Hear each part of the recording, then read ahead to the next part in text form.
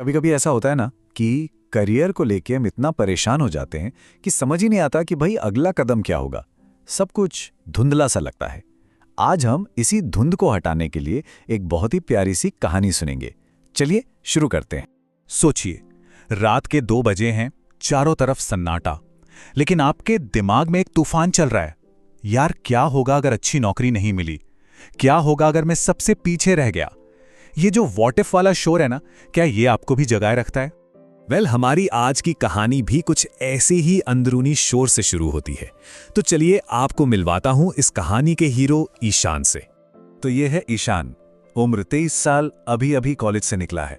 हाथ में डिग्री तो है, आंखों में सपने भी हैं, लेकिन मन जो है ना, वो उम्मीदों और एक्सपेक्टेशंस के शोर में कहीं खो सा गया है। असल में ईशान हम में से ही एक है, आज के लाखों नौजवानों में से एक, जो इसी कश्मकश से गुजर रहे हैं।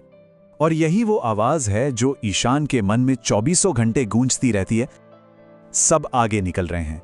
ये डर कि सब हमसे आगे निकल जाएंगे और हम कहीं पीछे ही छूट जाएंगे, ये डर धीरे धीरे उसके हर पल पर हावी हो रहा था। और इस डर की आग में घी डालने का काम कौन करता है? बिल्कुल सही, सोशल मीडिया।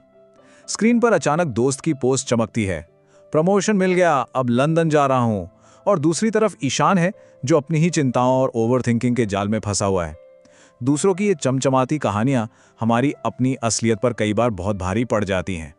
लेकिन ये लड़ाई सिर्फ अंदर की नहीं है। बाहर की दुनिया का जो प्रेशर है ना, वो इसे और भी ज्यादा मुश्किल बना देता है। चलिए आगे देखते हैं कि ये कैसे होता है। उफ, ये सवाल एक तीर की तरह चुभता है ना? किसी रिश्तेदार का बस यूं ही पूछ लेना और अचानक से अपनी सारी मेहनत, सारी कोशिशें एकदम छोटी लगने लगती हैं। ये एक सवाल नहीं होता, ये उम्मीदों का एक भारी बोझ होता है जो अनजाने में ही हम पर लाद दिया जाता है। और जब ये दबाव लगातार बना रहता है तो नतीजा क्या होता है? इंसान खुद को एक फेलियर समझने लगता है। आत्मविश्वास इस कदर टूट जाता है कि कोई भी फैसला लेने से डर लगने लगता है। ईशान के साथ भी यही हुआ।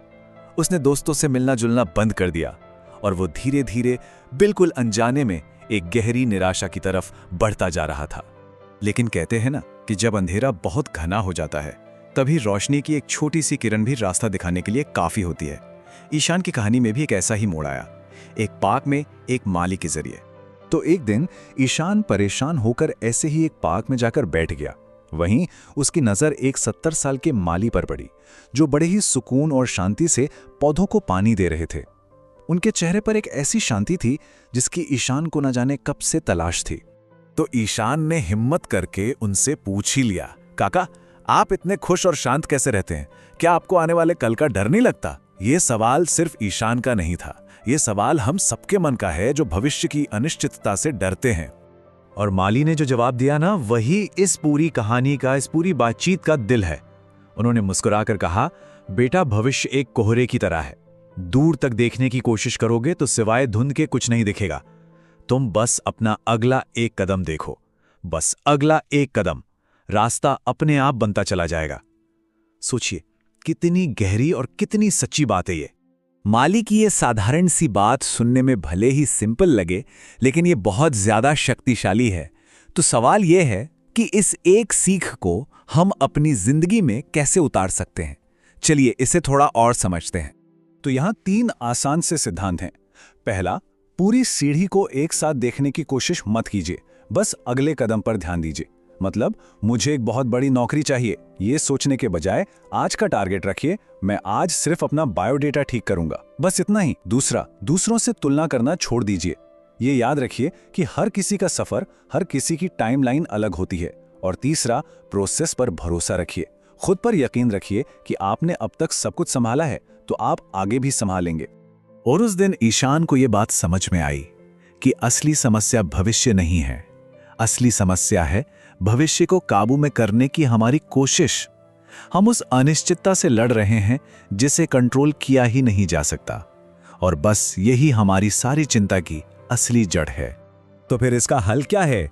इसका जवाब बहुत आसान है और हमेशा हमारी आंखों के सामने ही रहता है, बस हम उसे देख नहीं पाते।